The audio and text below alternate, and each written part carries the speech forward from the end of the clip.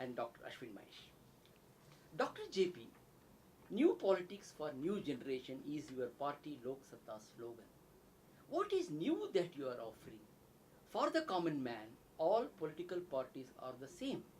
Self-centered, empty promises, scandals.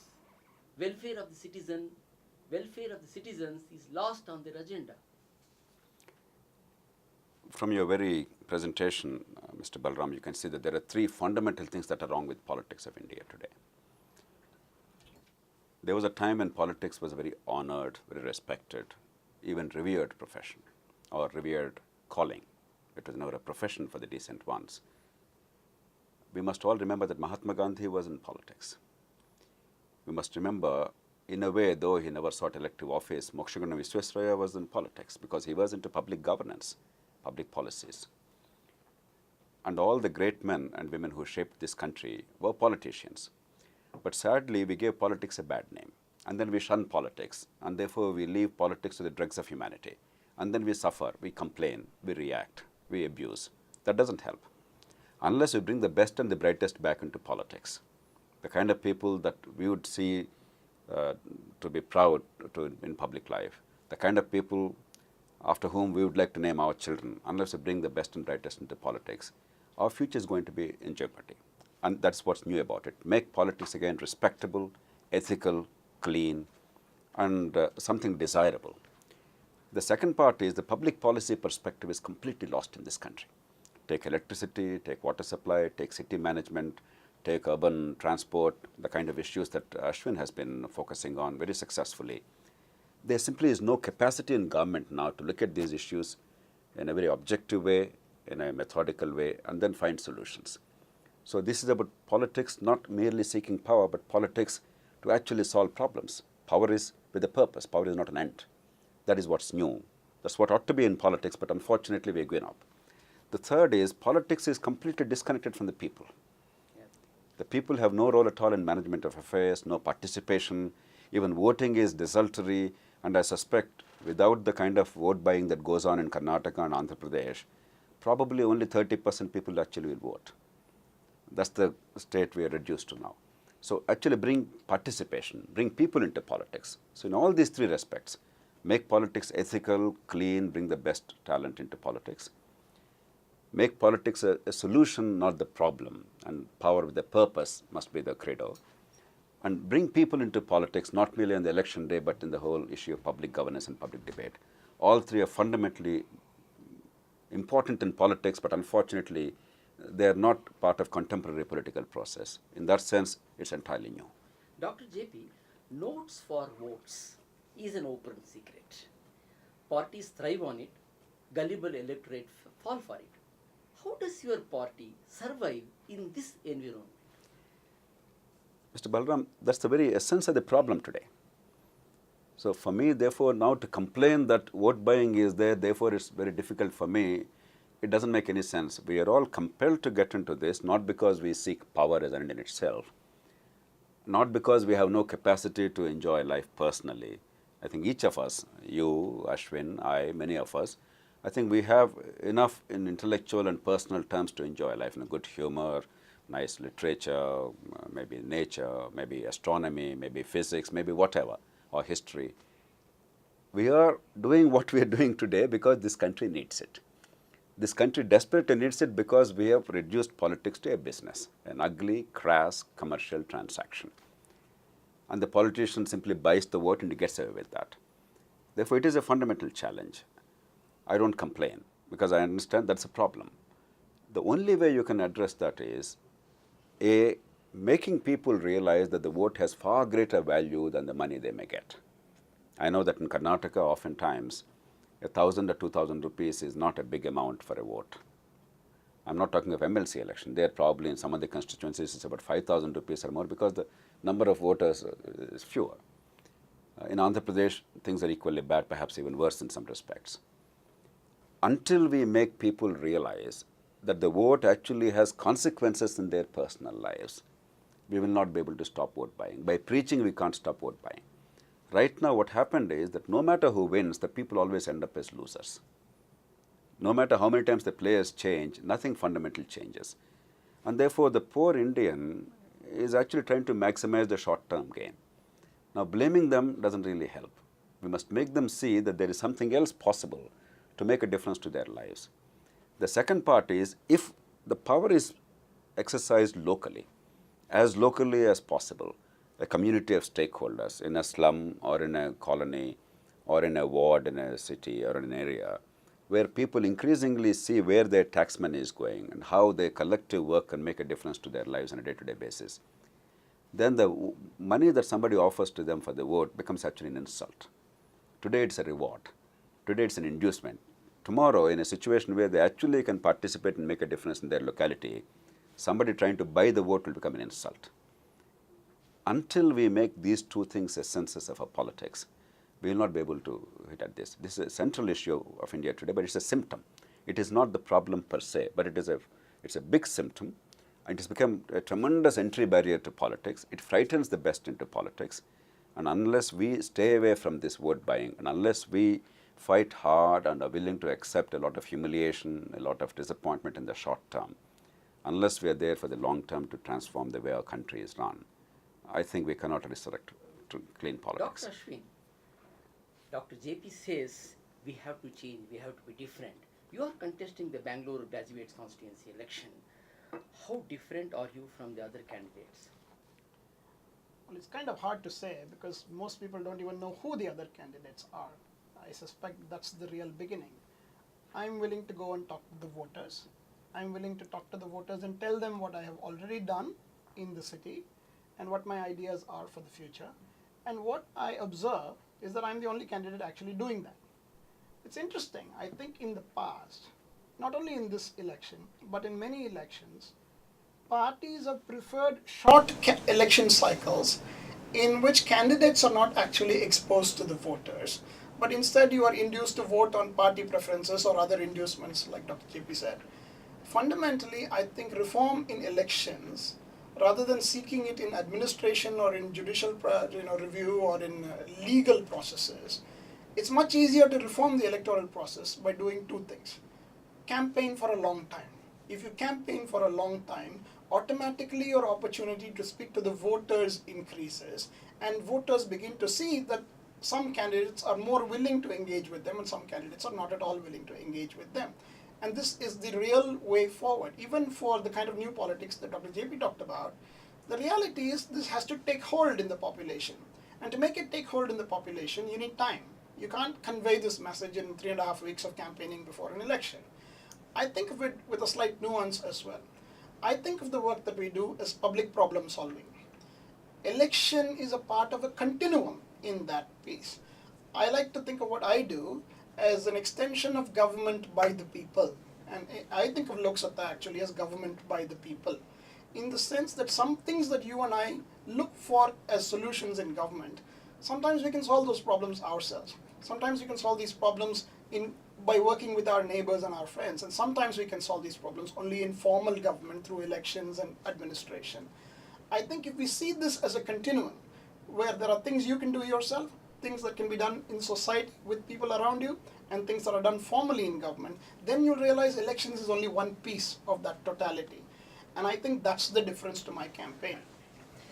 Dr. JP, you say that you fought for political and administrative reforms. What have been your achievements so far? Lok Satta has been very fortunate over the years in combining three qualities. The first is a lot of deep thinking of the kind that Ashwin does in Bangalore city, for instance, or in India Against Corruption campaign and other things, where a lot of research, a lot of study, think tank work to address the problems of India, real problems, and come up with real solutions. The second is mobilizing the public. Depending on the nature of the issue, we mobilize them on a reasonable scale so that there are tens of thousands of people behind it. It's not merely a lone voice. The third is the capacity to actually negotiate and sit and discuss with the political parties and the leadership at the national level and at the state level, across parties, and make them see reason, make them see why it's important to do what has to be done. Lok Satta has been probably the most effective such organization in the country over the past 16 years or so since we have been constituted. You take voter registration. 10, 15 years ago, voter registration was terrible. It still has not completely improved, but there's a significant improvement compared to what it was 10, 15 years ago. It's a sea change. It could still improve a great deal more if the Election Commission is much more proactive and if it's much more willing to accept new ideas of making accessible, permanent registration mechanism in a citizen-friendly manner. But we have come a long way, for instance. That's entirely because of Lok Satta's work. We have systematically identified the flaws in the voter registration across the country, including in Bangalore. It started in Hyderabad and the rest of Andhra Pradesh, then across the country. We had umpteen meetings with the Election Commission. Particularly urban India's problems of voter registration have been to some extent improved, but not fully yet. The answers are available, but the Commission must be much more progressive. You take disclosure of candidate details. 1999, it was Lok Satta that started the whole process on our own after doing a lot of jasusi, a lot of cloak and dagger stuff, taking the media into confidence. A lot of data came from the media, very confidentially because their lives were at stake. The criminals in politics were so powerful. We came out with a list of 42 notorious criminals, not marginal ones, who were candidates in the elections. These are major candidates, MLAs, MPs, ministers, that kind of stuff. It created a sensation. Then ADR went on the basis of that work to the Delhi High Court and Supreme Court. Then when the court gave a verdict, Lok Satta led the movement for disclosure. And finally, we fought in the Supreme Court another litigation, and we got disclosure law in place. One of the lesser known but perhaps far more important things is, in 2003, Lok Satta has been instrumental in getting an excellent political funding law. India has one of the best funding laws in the world in political campaigns, except that the major political parties don't want to utilize that. In the wake of Tehelka scam, we met every single major player in the country, Congress and BJP at the time, NDO was in power. We persuaded them all to come together, forget their differences. You can attack them each other politically, but let's find that there's an opportunity to try and create an ethical mechanism to raise money for legitimate political activity. That is at the heart of the problem. If Mr. Bangaru Lakshman was convicted the other day, it's because black money is taken habitually, except that in his case he was caught on camera. And today, almost anybody who understands politics in India knows that for a major political party leader to take 1 lakh rupees is actually chicken feed. That's not the issue. The issue is that we haven't created a condition at that time for legitimate resource mobilization for legitimate politics. Now, thanks to Lok Satta's work in 2003, an excellent law by bipartisan consensus, it came and Parliament unanimously approved that law. And Lok Satta now is the only political party in India that adheres to it in letter and spirit. That law actually provides for full tax exemption to any individual or a corporate that funds a political party. But for that, you have to have an honest contribution by check, a disclosed contribution.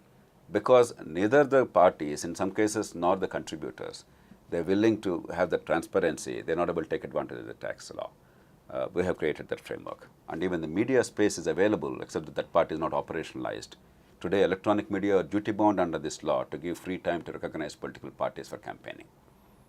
But this part, the rules are not yet framed, but it's an excellent law. You take the right to information law. MKSS in the north and Lok Satta in the south have been the key players in getting the right to information law. And both Aruna Roy and I were on the National Advisory Council when this law was drafted. Each word we drafted and we put instruments in place.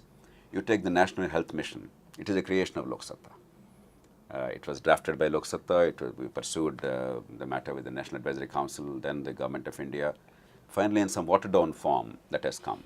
There's now a law on local courts in India, so that speedy justice is possible for simple cases without having to go from pillar to post for years on end. That law is entirely the creation of Lok Satta. The Lokpal movement, it was actually Lok Satta that generated the initial thrust. The idea of Lokpal being an effective answer to the larger problems happening, we started this process more than 2 years ago. Tens of thousands of postcards were sent to the Prime Minister. Tens of thousands of money orders, 1 rupee money orders were sent to the Prime Minister in an innovative way to reach the top at a low cost and engage people. Then Anna Hazare and his team took it up, and IAC did a fabulous job of reaching out to the country and mobilizing public opinion. But we came up with a viable model which actually is workable, which can be worked on. Right now we're working on the Citizens Charters Bill. The Parliamentary Committee requested us, both Ashwin and I, we were before the Parliamentary Committee, we gave a detailed presentation. Then they requested us to redraft the bill in the light of what we presented, and that bill has been sent to them. It's now with the Government of India to work on. judicial reforms. We put together India's finest judges, the greatest living judges of India. One of them lives in Bengaluru city, Mr. Justice Venkatachalaya, former Chief Justice of India, Justice J.S. Verma, and Justice V.R. Krishna Iyer. These are easily the three most credible, most respected judges who are still amidst us, fortunately. The three came together at the request of Lok Satta, and they came up with a judicial reform model, a National Judicial Commission and an Indian Judicial Service like IAS and IPS. It's now making the rounds at the highest level in the country, both Congress and BJP. Almost certainly within the next year or so, there's a chance of that happening. Dr. JP, you have done so much, Lok Satta has done so much, and you are doing as much as what you have done before.